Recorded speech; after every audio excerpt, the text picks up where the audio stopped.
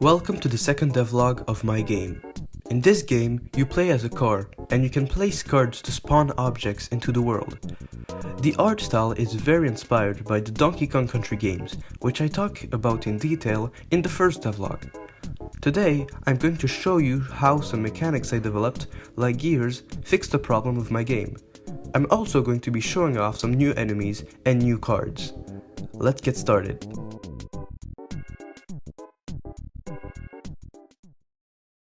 In my game, there are two different types of cards, the movement cards and the special cards. Movement cards include rotate cards that make the card turn when placed, and these treadmills instantly change the card's direction. Special cards do other actions, such as slowing time for everything except for the player. These cards are pretty cool, but I think that the fact that they only have one purpose makes them pretty simple and one-dimensional. So I want to turn them into a multi-purpose mechanic. What's a multi-purpose mechanic, I hear you ask? Well, a multi-purpose mechanic is a mechanic that has multiple purposes. Wait, hold on, let me explain. So, for example, Mario's spin attack in Mario Galaxy not only has the purpose of helping Mario by giving him more airtime, but is also served to attack enemies, throw coconuts, use launch stars, and interact with other mechanics, like these tornadoes or black boos.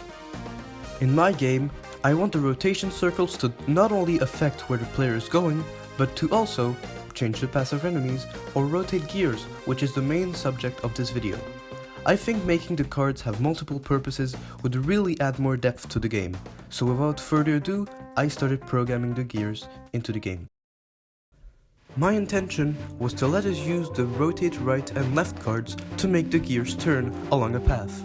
Those gears could be linked to something else, like opening a door or moving a platform.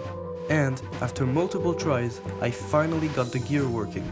Here's how it works.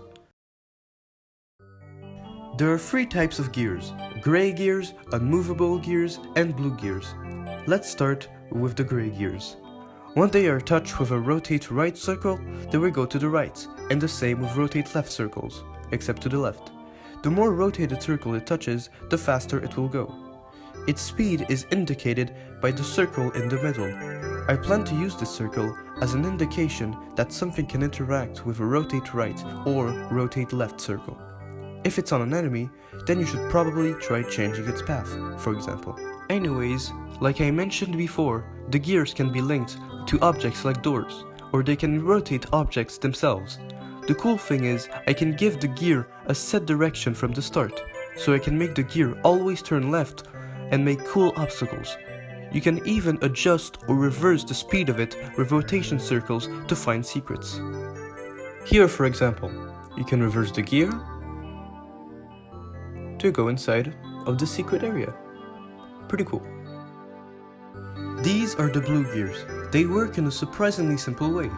If they are orange, when you place a green rotate circle on it, it will go to its max position and, for example, open the door to its max. Then, after a short time, it will go back to its original position. The unmovable gears function very similarly to the gray gears with a set speed, except you can't change their directions with rotation circles. That's why it doesn't have a ring like the others. In the Donkey Kong Country Tropical Freeze level, Baobab Bonanza, there are two main level mechanics: flowers that tilt when you stand on their edge, and fruit that fall off the trees. This level was very memorable because, well, it comes from my favorite game of all time, but also because at the end, the two mechanics join together as a giant fruit chases you down and you have to hop from flower to flower. I really liked this idea of scaling up mechanics, so I also made some giant gears that you go through Charlie Chaplin style. You can also slow them down using the slowdown card, which slows everything down except the player. This is a hole. Holes are a new obstacle you have to avoid. Fall into them and you'll go down to your doom.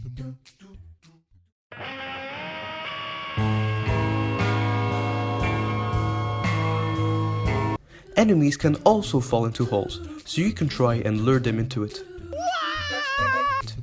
You can also place holes using the new hole card to kill them easily. Holes can also move or pop in and out of existence, so be careful. Now it's time to talk about enemies. The new enemy is a worm, because I imagine this level or this world, wherever the gears are, to be about a clock tower that's infested with worms that are eating the wood. That's why there are holes everywhere.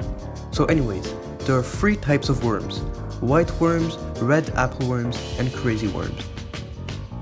The white worms just follow the player, indicated by their thought bubble being a little car. To kill them, you need to carefully lure them inside of a hole. The red apple worms just follow the player, but if they see an apple in their range of view, they will go towards it to eat it, indicated by their thought bubble changing to an apple. The apple will take about 5 seconds to be eaten. Apples can be placed using the apple card. Use this card to lure worms inside of holes. Crazy worms just bounce around the wall in a random and unpredictable pattern. Most worms are hidden in burrows. If you get close to the burrow, they will pop out. As you can see, the art for the worm is a placeholder. I tried making them fit the pre-rendered style, but it just looked ugly, so I'm currently experimenting with a system that lets me make multiple limbs and drag them around, like in this Blackthornprod tutorial, but I'm having a little trouble with it. Oh, and also, I made a boss worm. It has 3 phases. First, the boss is white, so you have to lure it inside of a hole. Then, it changes colors to red, so you have to lure it inside of a hole using an apple. And then, it turns crazy, so you have to avoid it until it eventually dies by going inside of a hole. Man, I really need to stop using the word hole, or else YouTube will think this is the wrong type of video. Transformations are another thing I want to have in the game. They will work the same as in Yoshi's Woolly World, where some level sections have different gameplay, such as playing as an umbrella or playing as a motorbike. Some transformations I have planned for the game are transforming into a hole or into a boat. I have only prototyped the hole so far, but I think this mechanic has a lot of potential.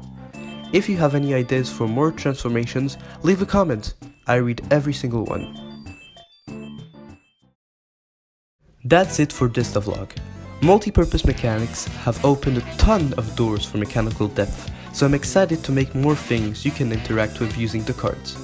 Before I go though, I just wanted to thank you for the great support on the first video. I was only expecting about 30 to 40 views, so getting close to 200 views was really great. The comments also really meant a lot, so if you have any ideas for the game or just want to say something, feel free to leave yours. More devlogs like this are coming soon, so feel free to like and subscribe. See you in the next video.